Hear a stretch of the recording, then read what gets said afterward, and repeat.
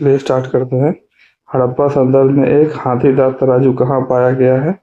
तो हमें मिला है ये लोथल में। हड़प्पा स्थलों में से अब तक कौन सी धातु नहीं खोजी गई है? तो लोहा में नहीं मिला है अभी तक।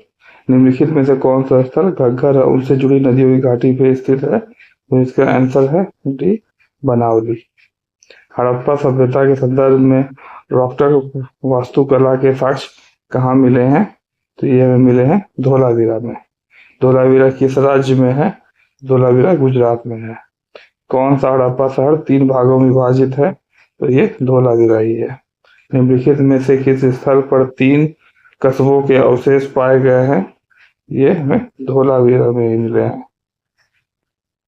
हड़प्पा काल की एक अत्याधुनिक उन्नत जन प्रबंधन प्रणाली कहाँ मिली है? तो ये हमें धोलावीरा में मिली है। निम्नलिखित में से किस स्थल से त्रिगुणित सौदाह के साक्ष्य मिले हैं?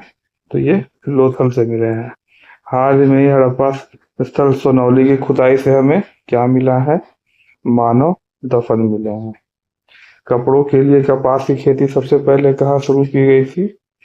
तो ये भारत में ही हुई थी। निम्नलिखित में से कौन सिंधु सभ्यता के लोगों की विशेषता बताता है? तो ये नंबर 2 है, बी। ये पुरुष और महिला दोनों देवताओं की पूजा करते थे। निम्नलिखित में से एक स्थल जहाँ पे सिंधु घाटी सभ्यता की प्रसिद्ध बैल मोहर मिली है? तो ये हमें मिली है मोहनजोदड़ो से। निम्नलिखित में से कौन सा जानवर हड़प्पा मोहर पर चित्रित नहीं है? तो ये घोड़ा नहीं है, बाकी बैल, हाथी और भेड़ मोहरों पे मिली है। सिंधु घाटी सभ्यता में किस जानवर के अवशेष नहीं मिले हैं? तो शेर के अवशेष हमें नहीं मिले हैं। एक सिंह वाले देवता की मूर्ति टेराकोटा केक पर उकेरी गई है, ये हमें कहाँ मिली है? ये कालीबंगा में मिली है। निम्नलिखित में से कौन सी सभ्यता नील नदी के तट पर बनती है? तो ये मिस्र की सभ्यता है।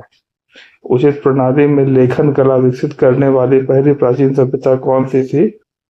तो ये सुमेर।